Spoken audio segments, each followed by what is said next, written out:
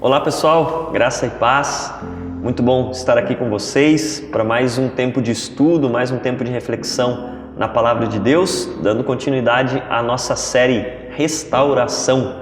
Comigo, Pastor Marcelo, nosso companheiro de todos os dias. Olá queridos, a graça e a paz do Senhor seja com as nossas vidas.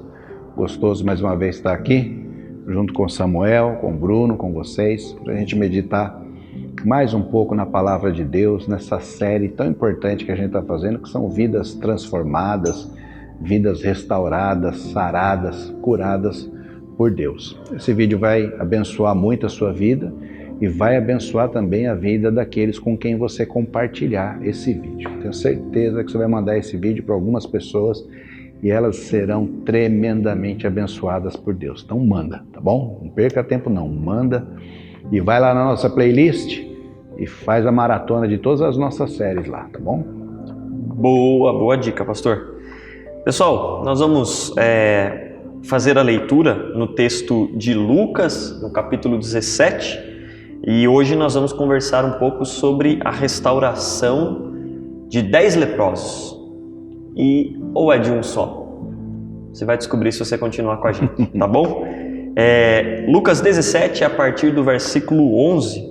Eu vou ler o texto aqui, aí depois o pastor Marcelo faz uma oração e a gente continua o nosso bate-papo. Diz assim: a caminho de Jerusalém, Jesus passou pela divisa entre Samaria e Galiléia. Ao entrar num povoado, 10 leprosos dirigiram-se a ele. Ficaram a certa distância e gritaram em alta voz: Jesus, mestre, tem piedade de nós. Ao vê-los, ele disse: vão mostrar-se aos sacerdotes. Enquanto eles iam, foram purificados. Um deles, quando viu que estava curado, voltou, louvando a Deus em alta voz. Prostrou-se aos pés de Jesus e lhe agradeceu. Este era samaritano. Jesus perguntou: não foram purificados todos os 10? Onde estão os outros 9? Não se achou nenhum que voltasse e desse louvor a Deus, a não ser esse estrangeiro? Então ele lhe disse: levanta-se e vá, a sua fé o salvou. Amém. Amém. Você ora pra gente, pastor? Vamos orar. Santo Deus e Pai querido, Deus maravilhoso, tremendo nas nossas vidas, glorificamos o Teu nome santo, porque a Tua graça e o Teu amor nos alcançam todos os dias, nos dando tudo aquilo que precisamos. Ilumina os nossos corações, o nosso entendimento, para que a Tua palavra vá no profundo, ó Deus, dos nossos corações, do nosso entendimento, promovendo transformações tremendas nas nossas vidas, ó Deus. Conduz-nos por este caminho do meditar na Tua palavra, pela iluminação do Teu Santo Espírito, em nome de Jesus Cristo. Amém. Amém. Glória a Deus. Pastor, algumas coisas interessantes, alguns fatos, presentes no texto que é interessante a gente refletir para que todos entendam um pouco e a gente possa seguir nessa caminhada, Aqui diz que Jesus estava passando entre a divisa da Samaria e da Galiléia, Então Jesus estava ali próximo à região dos samaritanos, E a história bíblica vai nos mostrar que em determinado momento da história, houve a divisão do reino de Israel, Reino do Norte e Reino do Sul, e o povo do reino da Judéia, onde a capital é Jerusalém, ficou assim se sentindo um pouco mais especial, porque ali estava o templo e por outras características das formas com que a história foi acontecendo, acabou havendo essa divisão cultural, uma certa rixa entre um e outro, e de uma certa maneira os judeus se achavam ali os detentores da promessa, aqueles que herdaram o reino de Davi, e por conta disso eles tinham preconceito e algumas afirmações a respeito dos samaritanos, por exemplo, que acabou afastando, tornando eles quase que inimigos, mesmo tendo a mesma linhagem. Envolve a divisão dos reinos, envolve também o exílio babilônico. Sim. E você foi até muito elegante ao dizer de uma certa indisposição, porque eles tinham, era ódio mesmo. queria ver o outro morto. Não, os judeus, né, não consideravam os samaritanos judeus. Não consideravam o mesmo povo. Não, era um outro povo, né? Então havia uma ruptura entre eles, não se falavam. Os judeus que pouco falavam com suas mulheres, muito menos conversariam com mulheres samaritanas, né? Uma ruptura religiosa, cultural, sim, sabe? Uma coisa de criar-se uma inimizade mesmo. Exato. Né? E é interessante nós vermos isso acontecendo, né? O texto nos dá essa informação que era ali que Jesus estava passando, porque logo mais nós veremos que um desses que foi curados era samaritano, e isso tem um peso importante na história. Uma outra informação aqui que também nos é dada, é interessante a gente passar por ela também, é quando Jesus diz para eles, né? Vão se mostrar para o sacerdote. Cara, eles estão pedindo por cura, eles estão pedindo pela piedade de Jesus, né? Jesus diz para eles, vão se mostrar para o sacerdote. O que significa isso, né, pastor? Só para a gente contextualizar o pessoal. Tá, tem um significado muito importante, porque quando aconteciam curas no meio do povo, quem determinava se de fato havia acontecido um milagre, se havia acontecido uma cura, eram os sacerdotes. Então não bastava dizer, fulano foi curado. Não, ele tinha que ir lá no sacerdote, verificar e dizer assim, não, de fato foi curado, de fato aconteceu aqui um milagre, um mover de Deus. Então, sim, o mover de Deus, ele, entre aspas, dependia do reconhecimento do sacerdote. Sim. Né? Que isso já vai contando a quantas chega, né? a nossa comunhão com Deus. Né? A gente às vezes vai tentando encaixotar Deus assim de uma maneira que um ser humano é que vai dizer se Deus agiu ou se Deus não agiu, né? Exato. Então, quando Jesus diz para eles, vão se mostrar aos sacerdotes, vão lá o sacerdote é que vai dizer para vocês que vocês foram curados. É claro que Jesus não depende disso. Quando Jesus fala para eles fazerem isso, Jesus está querendo mexer com eles de uma outra maneira, né? E eu acho muito interessante, a gente vai chegar nesse ponto aí da história, né? Que é justamente quando um deles volta, né? A gente já leu o texto e um deles volta. E nossa, eu acho que nesse ponto da história, né, tem algo interessante demais justamente a esse respeito, né?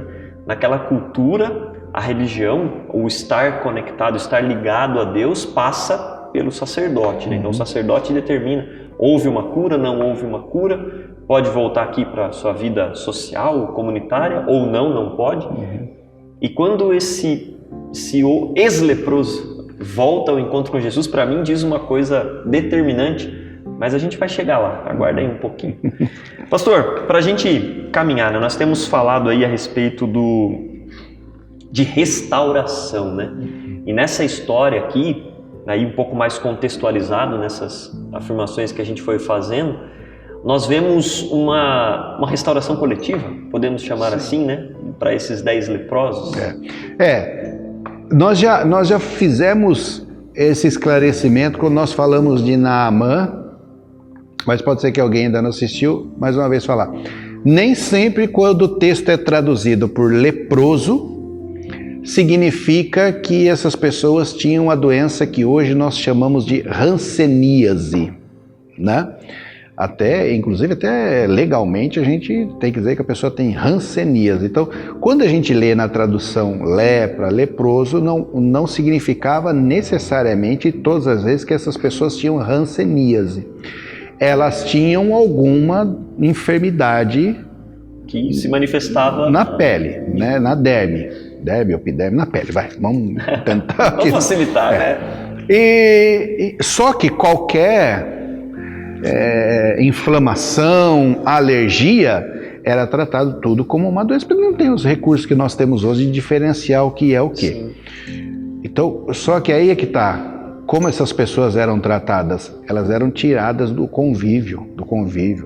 Então, essas pessoas que tinham essas enfermidades na pele, elas viviam separadas, e olha o nível da humilhação que elas tinham. Quando elas estavam se aproximando e viam pessoas de longe, elas tinham que gritar, dizendo de longe que elas estavam chegando, porque eram completamente impuros. Então eles tinham que gritar de longe: olha o leproso! Independente de ser hanseníase ou não. E as pessoas desviavam deles. Então é algo terrível, terrível, humilhante demais, né? Eu fico imaginando... Nesse caso eles se depararam com Jesus, puderam gritar outra frase, né? Às vezes eu ando de bicicleta, né? E essa passagem, né, de você gritando, você tem que gritar para alertar o outro da sua presença. Às vezes a gente pega uns trechos quando tá pedalando lá que só cabe uma pessoa. Então, se tá vindo alguém de frente e a gente percebe movimentação, quem tá mais rápido ou quem tá num sentido que ganha mais velocidade começa a gritar: ó a bike, para que o outro tome cuidado. Agora eu fico imaginando, a gente faz isso pedalando ali por precaução, porque a gente sabe que um encontro de frente vai machucar. Mas eu fico imaginando a cabeça dessas pessoas que tinham alguma doença de pele gritando, né? Olha o doente! Cuidado, é como se gritasse: ó, cuidado comigo, eu tô chegando, afastem-se de mim pro seu bem, né? Porque essa era a conotação. Sim. E se eles não gritassem, se eles não avisassem, eles eram os errados, eles eram os culpados. Então, além de já sofrer essa separação pelo medo de contaminação, né? Ele tinha que falar isso a respeito dele mesmo para os outros, né? Olha que condição mais difícil, né? Onde que se encontravam essas pessoas. E não é à toa que eles vão, quando eles veem Jesus e eles veem essa possibilidade, eles clamam para Jesus por piedade. Tem piedade de nós, né? Demonstra o tamanho da angústia, o sofrimento, a situação degradante onde eles se encontravam, né? E seguindo, né, quando Jesus diz para eles, vão se mostrar para o sacerdote. A gente já falou um pouco sobre isso, o que significa isso, né? E eles ainda não estavam curados, né? Exato. E esse era o ponto. Jesus diz para eles: vão se mostrar ao sacerdote. Quem que vai se mostrar para o sacerdote? Como a gente já falou, quem está purificado, quem passou por uma doença. E como você falou, né? Às vezes era uma doença de pele, era uma alergia, passou. Poxa, passou. Vou lá mostrar para o sacerdote: ó, eu já não tenho nada. E eu fico imaginando que talvez não era o que eles estavam esperando ouvir, né? Talvez como outros ouviram: vá, tua fé te salvou, levanta, anda, ou Jesus tocando neles, né? Ou alguém poderia ouvir Jesus dizer: não tenho nada a ver com vocês, vão falar com o sacerdote lá. Como eles receberam essa afirmação de Jesus, né? E a Bíblia vai nos dizer aqui que eles atenderam, né, essa ordem de Jesus, né, e foram a caminho do sacerdote. E aí diz que eles perceberam, né, que alguma coisa mudou, porque você imagina, você tem alguma doença de pele, de repente você olha para os seus membros, seu braço, e sumiu. E eu fico imaginando que daquelas pessoas, a ansiedade de continuar no caminho e falar com o sacerdote: eu já posso voltar para a vida, eu já posso voltar a fazer as minhas coisas, eu já posso voltar a ter o convívio com as pessoas. Mas um deles agiu de forma diferente. E eu imagino que esse que voltou para falar com Jesus tinha a mesma expectativa de voltar para o convívio, de voltar a ver as pessoas, não precisar ficar gritando: olha o leproso, olha o leproso. Eu imagino que ele tinha a mesma expectativa, mas o que se passou na cabeça dele imediatamente no momento que ele se percebeu curado? O desejo de agradecer, o desejo de voltar àquele que o curou e glorificar a Deus, louvar a Deus por essa cura, né? E aí tem uma frase, um dito, né, que a gente sempre pensa muito e às vezes a gente menciona: se a gente adora ao milagre de Deus ou ao Deus do milagre, né? Quando a gente busca a Deus nas nossas orações, nas nossas súplicas, a gente está mais interessado no milagre ou mais interessado em Deus? O que me parece aqui é que esse que voltou, o interesse dele era em Deus, ver a ação de Deus na vida dele. Esse trecho, esse movimento tem muito a nos dizer né? Como todas essas histórias de transformação, restauração que Deus promove. Mas essa fala aqui sua, quando você diz assim, o desejo, a ansiedade de voltar para a vida normal. Claro que todo doente ele quer voltar à vida, principalmente uma enfermidade que tira você de todo o convívio, do convívio social, do convívio religioso, e leva você a ter que morar com outros doentes, né? Você morar num lugar onde não tem saúde. É claro, todo mundo quer sair disso, ou pelo menos a maioria.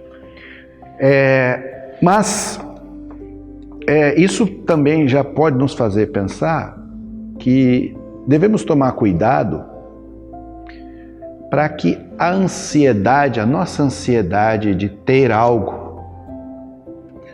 não faça com que a gente até falou isso, né, de pular degraus, pular etapas. Tudo bem, então, até esse que voltou para agradecer Jesus, ele teria que se apresentar aos sacerdotes, porque, cara, era da regra. O sacerdote, de uma maneira ou de outra, ia ter que vê-lo para ele, de fato, poder voltar ao convívio. Isso era a regra, teria que ser feito. Então, em algum momento, ele teria que ir lá no sacerdote mesmo, né? Era assim que era. Agora, ele conta que antes de ir ao sacerdote, agradecer pelo milagre, ou buscar a comprovação do milagre, ele faz isso que você falou. Peraí, antes de ir lá ter a comprovação do milagre, eu preciso glorificar aquele que realizou o milagre, né? Então essa fala sua, quer dizer, o que eu vou fazer? Ir lá adorar o milagre, testemunhar do milagre, me apegar no milagre, ou primeiro eu venho glorificar quem realizou o milagre, né? Sim. Que isso é algo para a gente pensar muitas vezes. Quando Deus nos abençoa com algo que a gente quer muito, seja em qualquer esfera da nossa vida, Samuel, porque quando a gente não está falando aqui sobre só enfermidade, a gente está falando sobre transformação. Então isso pode ser nas relações, no trabalho, no que quer que for. Quando Deus nos abençoa com algo que a gente quer muito, qual é o primeiro movimento que a gente tem? De ir viver isso que Deus nos agraciou. Ou, peraí, deixa eu primeiro vir glorificar a Deus, porque Ele abriu a porta, uma porta que estava trancada. Ele abriu essa porta, ela está aberta, mas antes de eu entrar por essa porta, deixa eu vir glorificá-lo, deixa eu vir agradecer, porque a porta estava trancada e Ele abriu, né? Então, às vezes, ou muitas vezes, a gente simplesmente abre a porta, a gente sai correndo por ela, sem voltar para agradecer a Deus, para glorificar a Deus, voltando somente quando a gente encontra uma outra porta fechada. Então, isso é muito importante. A ordem, parece que não, mas é. Pequenos gestos podem falar sobre grandes coisas, né? Então, esse que voltou também ia ter que ir no sacerdote. Mas primeiro deixa eu glorificar a Deus. Primeiro deixa eu agradecer quem realizou o milagre. Depois eu vou viver. E o milagre já está realizado. E até quando a gente falou sobre essa relação, né, da cultura ali do sacerdote, o sacerdote ter que dar esse aval, e eu falei que achava muito interessante esse ponto na figura desse 1 de 10 que voltou, né? Porque a impressão que dá que ali, nessa atitude, ele questiona a ordem cultural. Uhum. A ordem que está ali posta, colocada. É claro, como você falou, ele ia ter que passar por isso, chegar até o sacerdote e se mostrar para viver autorizado, né, de uma forma legal naquela comunidade. Mas ele questiona aquela ordem natural. Opa, peraí, todo mundo está fazendo esse movimento, mas parece que essa lógica Tem alguma coisa de errado. E o Deus que me salvou? Quando é que eu vou me voltar para Ele, glorificar, adorar, agradecer? Quando que eu vou fazer isso? E muitas vezes a gente está envolvido, né, nesse movimento que a cultura às vezes até nos impõe, né? De todo mundo está fazendo assim, todo mundo fazendo assim, então a gente só segue o fluxo, né? O fluxo é esse aí, vamos embora. O que para mim essa pessoa que voltou para falar e agradecer a Jesus demonstra é um senso de questionamento da ordem colocada ali. Opa, peraí. Beleza, eu vou ter que ir lá pro sacerdote. Eu sei que eu vou ter que passar por esse processo. Eu sei que eu vou poder desfrutar da bênção. Eu sei que eu estou curado, eu vou poder voltar a conviver com as pessoas. E tem um momento para isso. Mas eu tenho um momento com Deus. E esse momento não pode ser maior do que o momento do desfrutar da bênção. E a gente vê isso acontecer em outros testemunhos, em outras histórias de restauração, né? Pessoas que, antes de tudo, reconheceram a Deus. Nossa, eu adoro muito, sem medo de usar essa expressão, eu gosto demais da história do Bartimeu, o cego. De pensar que a primeira coisa que ele vê na frente dele, quando ele abre os olhos, é Jesus Cristo. E a Bíblia diz que o que ele fez, poxa, ele tinha a oportunidade de ver tudo, de fazer de tudo, de sair correndo, voltar para a família, mas a Bíblia diz que ele passou a seguir Jesus. Viu a mais bela imagem. Ele viu, poxa, a gente fica imaginando que ele nunca viu o céu, nunca viu o mar, nunca viu árvores, nunca viu as pessoas. E de repente a primeira coisa que ele vê é muito melhor do que qualquer cena, e ele valoriza isso. E para mim essa valorização está presente na história desse que voltou. Um testemunho de reconhecer, claro que o milagre é maravilhoso, claro que poder desfrutar do milagre é a coisa muito boa, mas muito melhor do que isso é poder desfrutar da presença de Deus que deu o milagre. Isso me faz pensar, ouvindo você, sabe? Eu fico pensando aqui, olhando para esse texto, ouvindo você, fico pensando assim, será que a proximidade faz com que a gente deixe de ser zeloso com a gratidão? Vou dar 2 exemplos aqui. Por exemplo, a sua mãe faz bolos, e bolos maravilhosos, viu? Podem procurar. Vamos colocar o telefone embaixo. Bolos maravilhosos. E aí, às vezes, sua mãe pode chegar, ela sabe o bolo que eu gosto mais. E é só um exemplo, tá bom? Mas se ela fizer... Mas se ela fizer... Mas aí ela pega esse bolo que eu gosto mais, ela faz um pequenininho e traz de presente para mim. Olha, eu fiz esse bolo que você gosta aqui. Puxa vida, obrigado. Mas você é filho dela, você tem uma proximidade muito maior. E às vezes você pode chegar na casa dela, você não gosta muito de bolo, mas às vezes tem um que você gosta.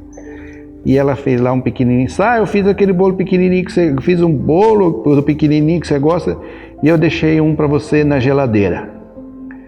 E às vezes você, tá, mãe. Como assim? Tá bom. Porque a proximidade, às vezes, eu não estou ali todo dia, eu não tenho esse bolo todo dia, parece que fico muito mais grato, né? Ou você vai na minha casa, a gente gosta de fazer churrasco, você vai na minha casa, eu sei que o Samuel gosta de comer a carninha de tal jeito. Aí eu tô lá na churrasqueira, tira aquela carninha para você. Sá, tá aqui sua carne do jeito que você gosta. Valeu, Marcelo, tal, não sei o quê. E às vezes alguém da minha casa, eu faço a carne mais passada, que tem gente que gosta da carne queimada. Olha a carne do jeito que você gosta. Ou, olha, a carne eu já venho assim, você fez do jeito que eu gosto, né? Fiz. Bom, senão eu não ia comer. Então eu fico pensando se a proximidade vai tirando de nós a consciência da obrigatoriedade da gratidão. Gratidão é uma obrigação, Samuel. Eu costumo dizer o seguinte, Nós não devemos ficar esperando gratidão. A Bíblia diz que a gente, quando faz alguma coisa, deve fazer como quem faz para Cristo e assunto não esperar nada encerrado. em troca. Então não devemos esperar a gratidão, mas é obrigação de quem recebe ser grato. A gratidão é uma obrigação. Nós esperar, e nem estou falando gratidão a nós, mas gratidão a Deus. E a gratidão é uma obrigação. Nós não devemos esperar a gratidão, mas quem é abençoado, quem é agraciado, a gratidão é uma obrigação. E quando Jesus fala sobre o ser samaritano, é como também vejo isso, né? Quer dizer, vocês que estão, acreditam, né? Não é nem que estão, mas acreditam que estão mais próximos, essa proximidade não foi benéfica para vocês, porque essa proximidade tirou de vocês a gratidão. Ele, que teoricamente não está tão próximo, não perdeu a gratidão. Então a gente tem que tomar muito cuidado daquilo que a gente chama de comunhão com Deus, de proximidade com Deus, porque se isso tirar de nós a gratidão, isso não foi bênção para as nossas vidas. Não foi bênção para as nossas vidas.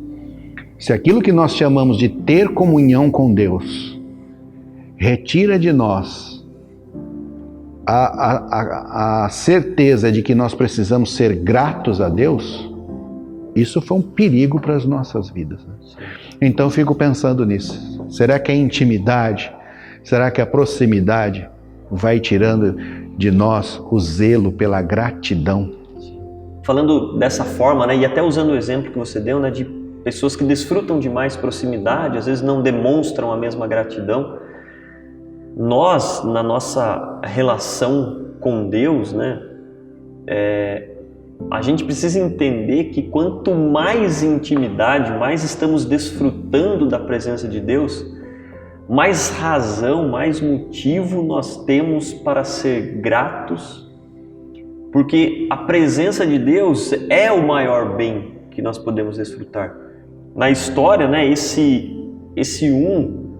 samaritano que volta para Jesus, ele foi curado como os outros 9, e a Bíblia não diz se pela sua ingratidão os outros 9 voltaram a ficar doentes. A Bíblia não diz isso, e eu acredito que não. Mas quem foi o mais abençoado? Quem foi aquele que mais desfrutou da bênção? Eu tenho plena convicção que foi esse que voltou.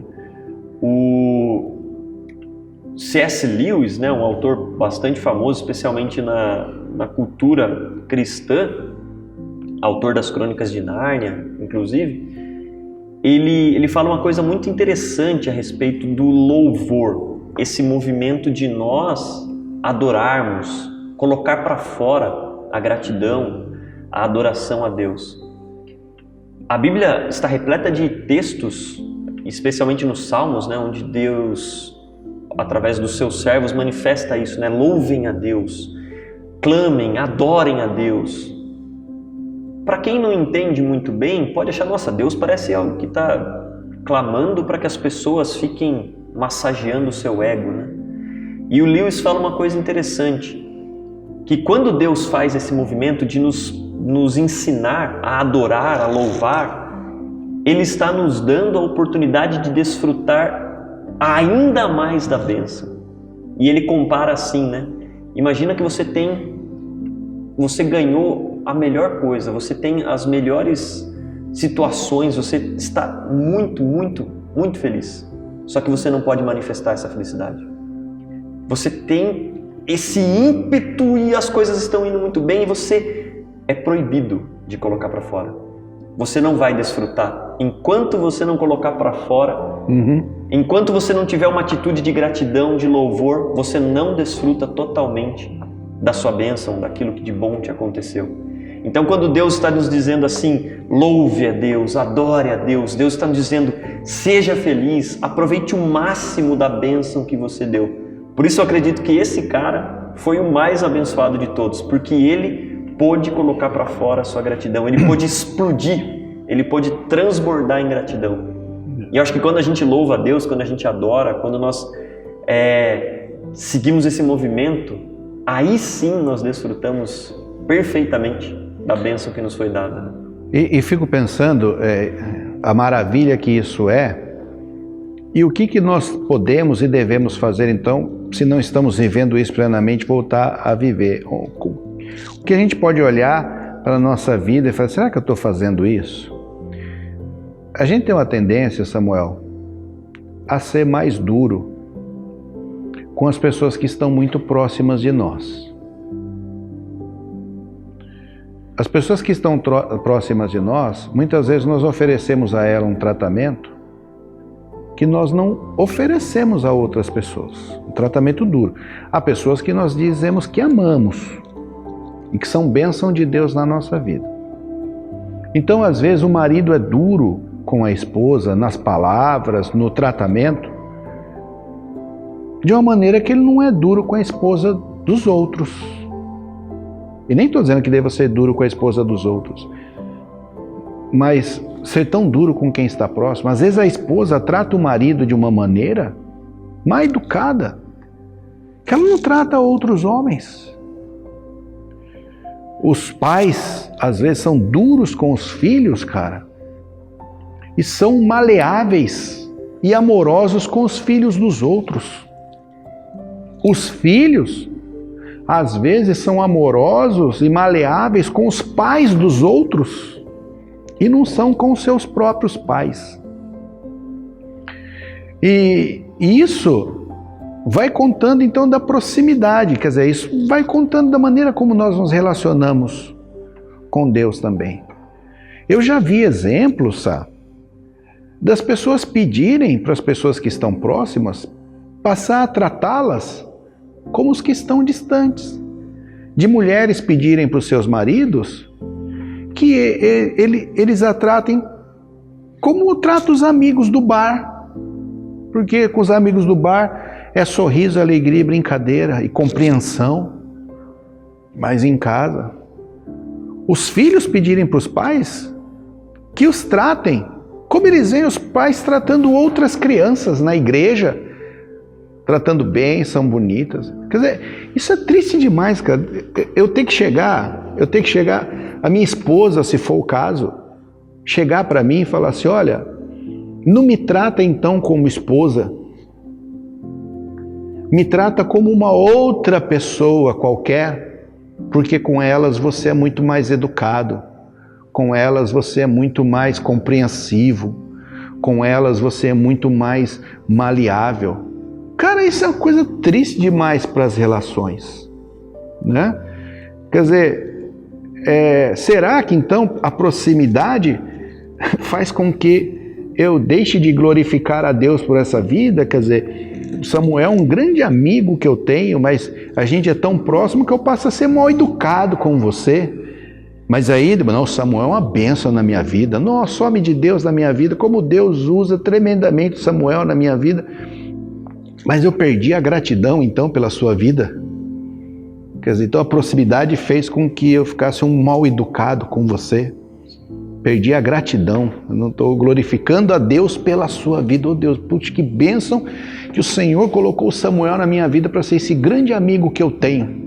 E quando eu encontro com você, Samuel, ué, perdeu a gratidão. E aí então faz com que eu perca a maravilha da proximidade com Deus que você falou. Disso que o C.S. Lewis traz, né? A maravilha do louvor, da glorificação, que faz com que eu exploda em alegria. Eu perdi porque fiquei próximo demais. Deixou cair no marasmo, no cotidiano, se tornar uma coisa irrelevante. Eu então fico pensando se essa proximidade que faz com que eu perca a gratidão é uma proximidade bíblica. Exato. Aí a gente entra num ponto, né? Às vezes a gente julga que a forma com que nós nos relacionamos com Deus, a maneira com que as coisas que a gente conduz a nossa vida com Deus é ok, é bíblico, é isso aqui, é isso mesmo. Só que a gente começa a se perceber nessas situações, né? Se eu sou íntimo de Deus, por que eu não estou conseguindo deixar fluir essas coisas? Não estou desfrutando do melhor, da comunhão, da presença de Deus? Será que de fato eu desfruto, eu tenho essa intimidade, eu tenho essa comunhão? E eu acho que fica uma coisa muito interessante para a gente pensar dessa história de restauração, né?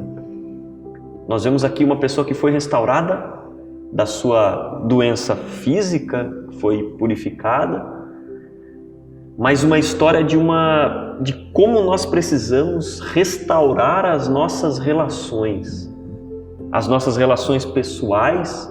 Nós precisamos que aqueles que desfrutam da nossa intimidade e com quem nós desfrutamos intimidade sejam os mais abençoados por estar conosco, não os de fora.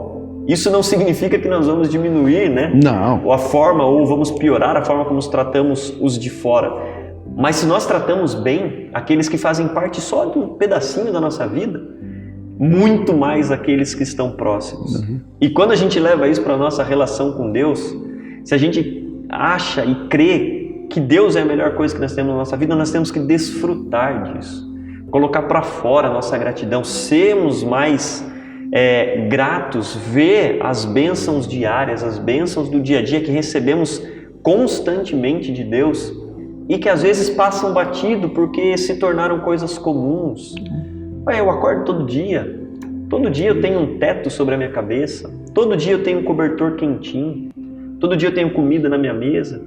Isso se torna tão comum que a gente não percebe a beleza disso, né? E como é importante perceber e agradecer a beleza das coisas comuns. Tem uma fala do Rubem Alves, falecido Rubem Alves, que um dia foi pastor presbiteriano também, que ele fala da bênção de um banho quente. A bênção de um banho quente, cara. Que muita gente não tem, a gente tem. Sim. E às vezes, né? Deixa de ser grato. Nossa, mas ser grato por um banho quente, muita gente não tem. E eu olhando essa cena toda, você conta desse que volta, eu fico pensando assim, aqueles 9 que foram embora sem voltar a ter com Jesus, desfrutaram da alegria de uma bênção de Deus? Sim. Mas para mim, em parte. O que volta, desfrutou completamente. Porque ele veio primeiro desfrutar dessa alegria em gratidão com Deus. Aí, cheio dessa gratidão no coração, ele foi se apresentar ao sacerdote e viver com as pessoas, com um coração grato. Os outros foram com uma pele curada. Esse foi com a pele curada e o coração grato. É outra coisa. E esse pôde ouvir de Jesus, né? A sua fé te salvou. Os outros 9 não ouviram isso. Mas esse pôde ouvir. Você imagina como você poder ouvir isso de Jesus Cristo. A sua fé te salvou.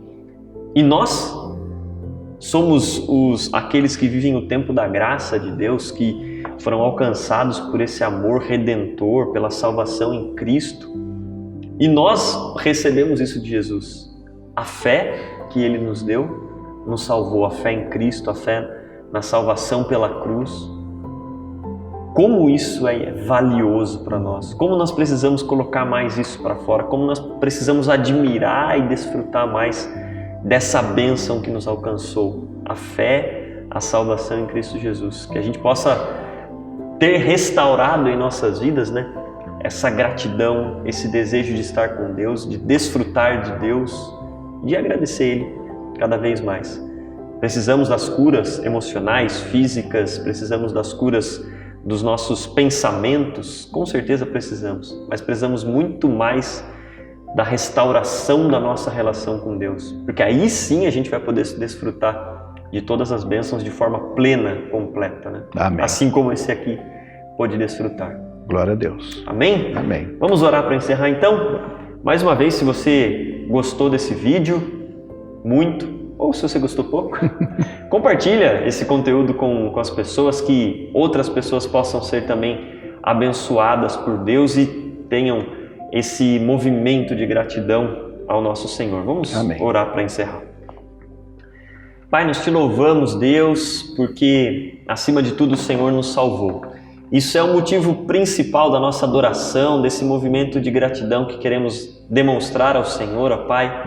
Mas nós te louvamos também pelas pequenas coisas, ó Deus, do dia a dia, Pai. O fato de o Senhor estar conosco, nos mantendo, Senhor eterno, vivos, saudáveis, nos dando forças diante das dificuldades, nos dando fé para o dia a dia, Pai. Amém, Jesus. Nós te louvamos por isso e queremos pedir a Pai, não permita que a intimidade, Pai, que o fato de sermos muito abençoados nos faça cair num cotidiano comum em que as coisas parecem cada vez mais simples e fáceis, ó Pai. Nós queremos reconhecer no dia a dia, nas coisas pequenas, a Tua graça, o Teu amor e que isso nos leve a desfrutar mais, ó Deus, do Senhor em gratidão, em louvor, em adoração, ó Pai. Que essa seja a restauração para as nossas vidas, que essa seja a restauração para a vida de todos que acompanham esses estudos, ó Pai. Em nome de Jesus esteja conosco, que o Espírito Santo encha as nossas vidas do Senhor, ó Pai. Em nome de Jesus. Amém. Amém, Jesus. Pessoal, muito obrigado por esse tempo de estudo e aguardamos você para o próximo. Queridos, até o próximo encontro. Deus nos abençoe. Porque esse movimento da cultura, essa ordem que nos é muitas vezes imposta, né? De acordo com Wikipédia, Jesus Movimento de Jesus. De acordo com o Wikipédia, o movimento foi um de movimento Jesus. cristão estabelecido. Aí, se vocês tiverem dúvidas sobre qualquer coisa, vocês perguntam para o Wikipédia. O Wikipédia colaborando aqui com... Aí, ó, podcast, participação de quem? Do Wikipédia. O Wikipédia falando.